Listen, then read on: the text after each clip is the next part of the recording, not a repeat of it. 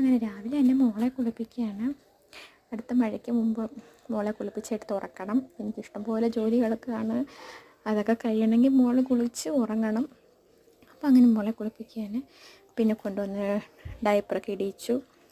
ഞാൻ മോൾക്ക് യൂസ് ചെയ്യുന്ന diaper junior senior baby pants എന്ന് പറഞ്ഞിട്ട് ഫ്ലിപ്കാർട്ടിൽ നിന്ന് വാങ്ങിക്കുന്ന ഡയപ്പറാണ്. അത് നല്ല കംഫർട്ടബിളും കുഞ്ഞുങ്ങൾക്ക് റാഷസോ ഒന്നും ഉണ്ടാകത്തില്ല. കുഞ്ഞിന് 5 മാസം തൊട്ട് ഞാൻ ഈ ഡയപ്പറാണ് ഉപയോഗിക്കുന്നത്, ജൂനിയർ സീനിയർ ബേബി പാൻസ്.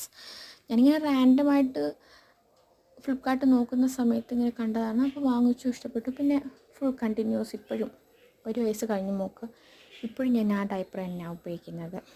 നല്ല ഡയപ്പറാണ്. നിങ്ങളത് കുഞ്ഞുങ്ങൾക്ക് വാങ്ങിച്ച് ഉപയോഗിച്ച് യൂസ് ചെയ്ത് നോക്കണം, ഒരു കുഴപ്പമില്ല. നമുക്ക് വലിയ വിലയും ഒന്നുമില്ല, എപ്പോഴും ഓഫറിലൊക്കെ നമുക്ക് കിട്ടും. കുഞ്ഞിപ്പം ഡയപ്പറൊക്കെ ഇട്ടിട്ട് ഇങ്ങനെ നിൽക്കുകയാണെങ്കിൽ ഉടുപ്പൊക്കെ ഇടിക്കണം, പൊട്ടിടിക്കണം. പൗഡർ ഞാൻ ഇട്ട് കൊടുക്കുന്നത് സെബാബഡേൻ്റെ പൗഡർ. അത് എപ്പോഴും ഒന്നും ഇടത്തില്ല, വല്ലപ്പോഴും ഒക്കെ. ഇപ്പോൾ വീഡിയോ എടുക്കുന്നതുകൊണ്ട് അങ്ങ് ഇട്ട് കൊടുത്തതാണ്. അപ്പോൾ ആൾ ചിരിക്കുന്നില്ല, ഇനി ഞാൻ ചിരിപ്പിക്കാൻ നോക്കുവാണ്. കൺമഷി കേട്ടോ കുഞ്ഞിൻ്റെ കൈ ഇരിക്കുന്നത്, ഒരു ഇൻസ്റ്റാ പേജിൽ നിന്ന് ഞാൻ വാങ്ങിച്ചതാണ്. കണ്ണിനകത്തൊന്നും ഞാൻ എഴുതത്തില്ല, എത്ര കെമിക്കൽ ഫ്രീ ആണെങ്കിലും കണ്ണിനകത്തൊന്നും എഴുതത്തില്ല, പൊട്ടിട്ട് കൊടുക്കും.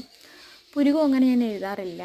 എനിക്കെന്തോ പുരുകം എഴുതുമ്പോൾ മോള് വേറൊരാളെ പോലെ കൊച്ചുകൊണ്ട് ഞാൻ പുരുകം എഴുതാറില്ല.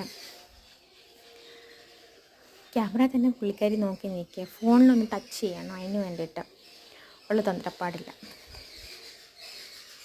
ഉടുപ്പിട്ട് കൊടുക്കാൻ ഇത് മോളുടെ അച്ഛൻ ദുബായിൽ നിന്ന് കൊണ്ടുവന്ന ഡ്രസ്സാണ്. ഇങ്ങനെ കോഡ് സെറ്റ് കൊടുക്കും, നല്ല രസമാണ് അതിട്ട് കാണാൻ. എനിക്ക് ഭയങ്കര ഇഷ്ടമായി ഉടുപ്പ്.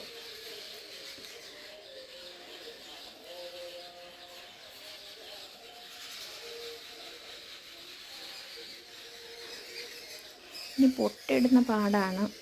പൊട്ടിട്ട് കഴിഞ്ഞ് എപ്പോഴും അത് ഉറങ്ങുമ്പോൾ ഇടുന്നതാണ് കൂടുതൽ നല്ലത്. ഉണർന്നിരിക്കുമ്പോൾ ഇടുമ്പോൾ എപ്പോഴും അത് ഒന്നുകിൽ കൈവച്ച് തുടച്ച് കളയാം, അല്ലെങ്കിൽ തല അങ്ങോട്ടും ഇങ്ങോട്ടും ഇട്ട് വെട്ടിക്കും. പിന്നെ പോയി പുള്ളിക്കാരി ഉറക്കമായി.